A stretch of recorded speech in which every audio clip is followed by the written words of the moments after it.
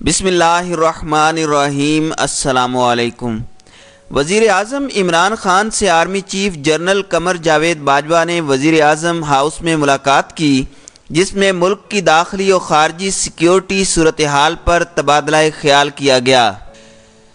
ملاقات میں army chief نے وزیر اعظم کو پاک فوج کی پیشہ وارانہ تیاریوں پر بریفنگ دی۔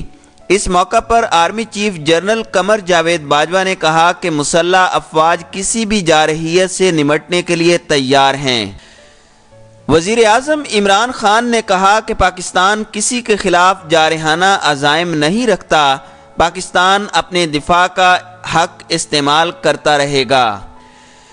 وزیر اعظم نے کہا کہ مسلح افواج نے جارحیت کو بھرپور انداز میں ناکام بنایا، قوم کو مسلح افواج کی صلاحیتوں پر مکمل اعتماد ہے۔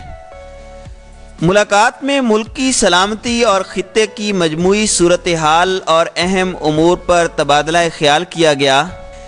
یاد رہے کہ 21 فروری کو قومی سلامتی کمیٹی کے اجلاس سے قبل وزیر اعظم عمران خان سے army chief general Qamar Javed Bajwa کی ملاقات ہوئی تھی، جس میں ملک کی مجموعی صورتحال پر تبادلہ خیال کیا گیا تھا۔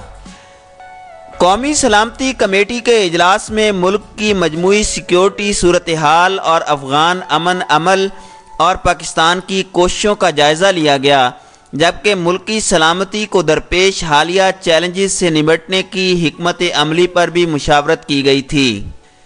اجلاس میں پلوامہ حملے کے نتیجے میں بھارتی پروپیگنڈا اور موجودہ صورتحال کا جائزہ لیا گیا، جبکہ مقبوضہ کشمیر میں بھارتی جارحیت کی بھی مذمت کی گئی۔